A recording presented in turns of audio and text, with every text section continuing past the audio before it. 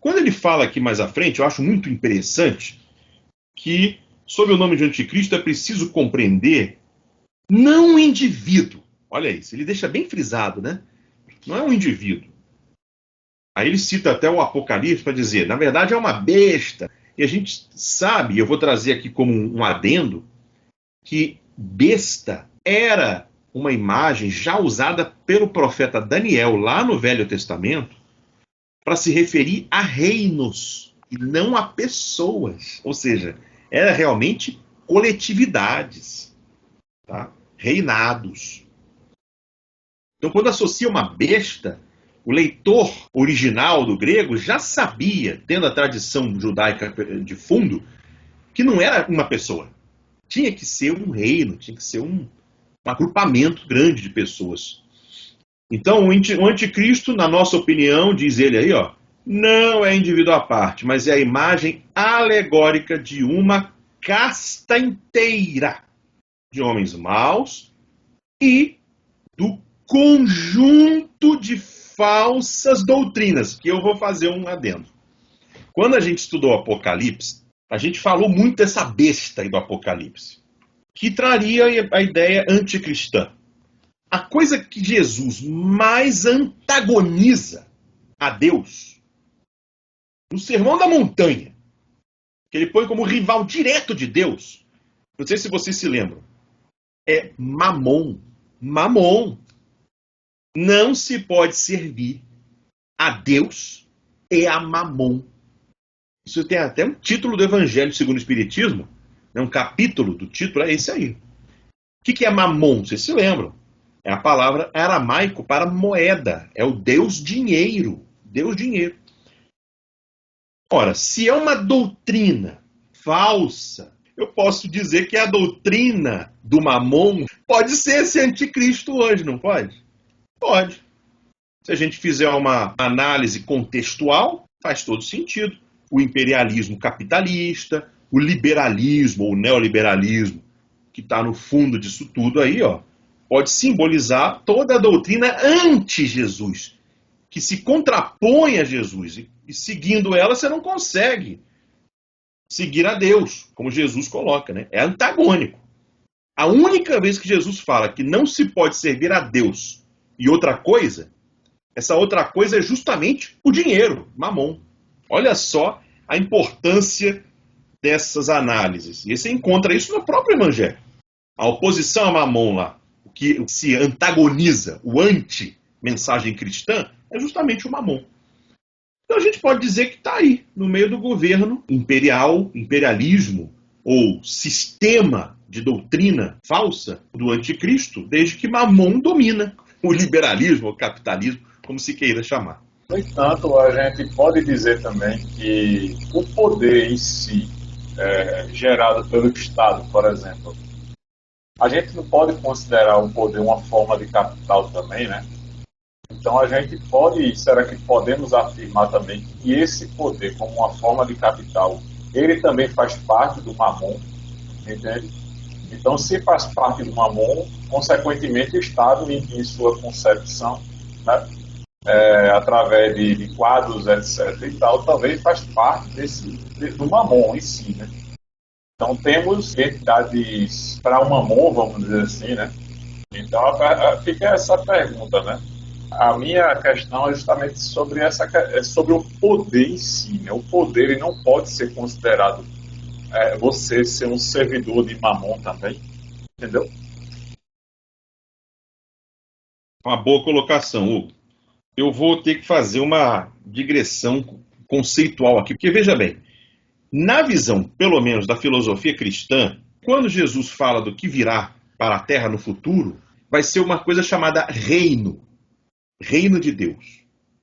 E reino é uma palavra política. Reino é um território governado por um rei. Ou seja, onde valem leis de um rei. Então, quando a gente faz a análise do Estado dentro do olhar capitalista, o Estado como instrumento da classe dominante. Porque nem sempre foi assim. A palavra Estado, originalmente, traduz o grego polis. Será que a gente vai acabar com a polis? aí fica muito difícil, porque a palavra polis significa associação, comunidade, grupamento. Depois, com o liberalismo, é que foi havendo a separação de comunidade e Estado. Mas lá, originalmente, a palavra Estado ou polis significava a sociedade.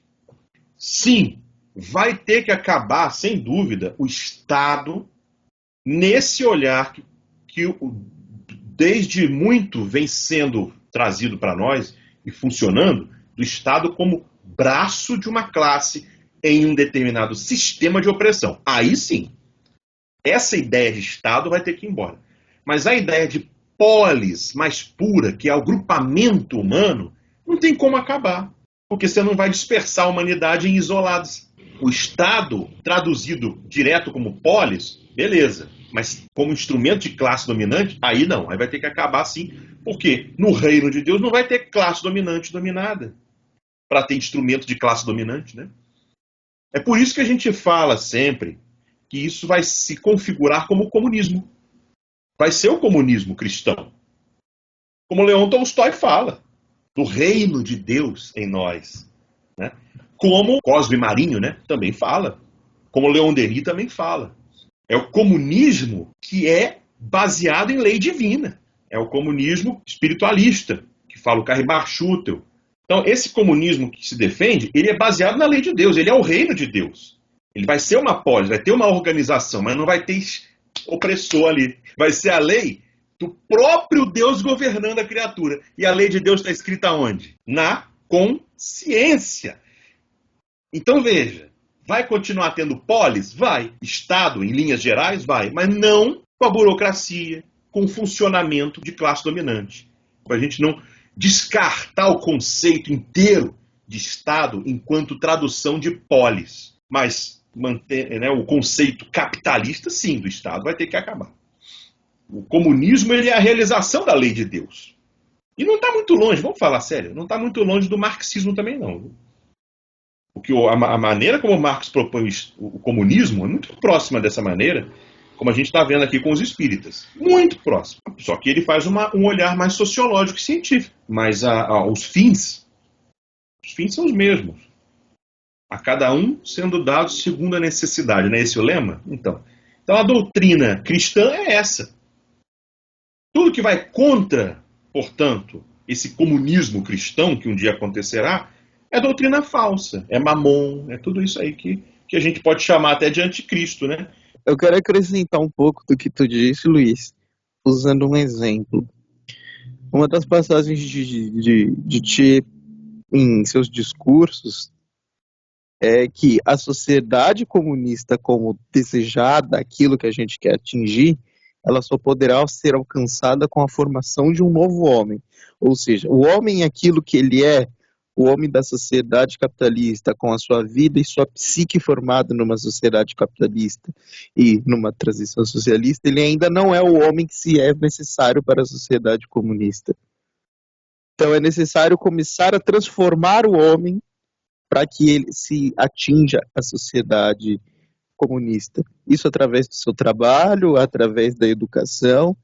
E aí eu consigo fazer um paralelo disso com o espiritismo, que aí a partir do momento que a pessoa entra nessa concepção de coletividade, ela já está transformando seu espírito para o homem do futuro, que tinha nessa ideia mais abstrata, mais abrangente de que Tchê falava do homem, do outro homem, do homem diferente daquilo que o homem é agora. Com certeza, Leonardo, é preciso fazer uma educação para o homem, né, que virá. O espiritismo, inclusive, você fez a relação, de fato, tem essa proposta. Preparar o homem para o reino, é isso que ele quer.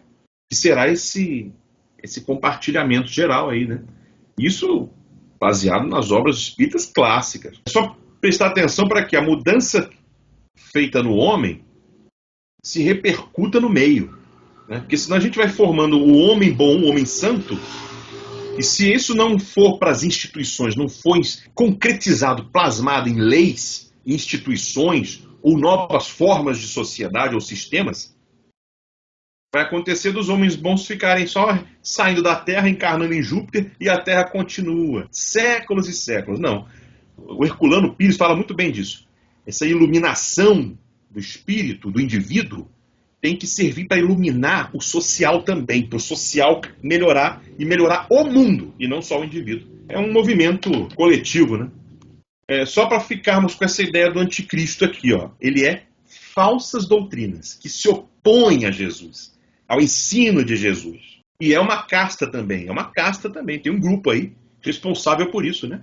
A teologia da prosperidade é uma das concretizações dessa falsa doutrina, né? Da deturpação do Cristo. É Mamon travestido de Jesus, né? Deixa eu fazer um adendo, né? Assim, a gente não pode repetir os erros que a gente cometeu no passado, né? Por exemplo, a gente não pode deixar o poder na mão de um homem só. Então, esse poder ele tem que ser revezado.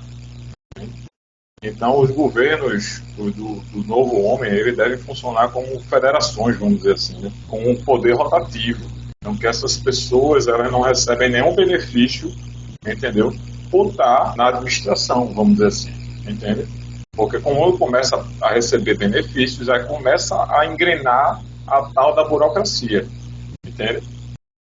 Então, a gente precisa estudar o passado para que a gente não cometa os mesmos erros do passado. Então é isso que eu estou querendo dizer.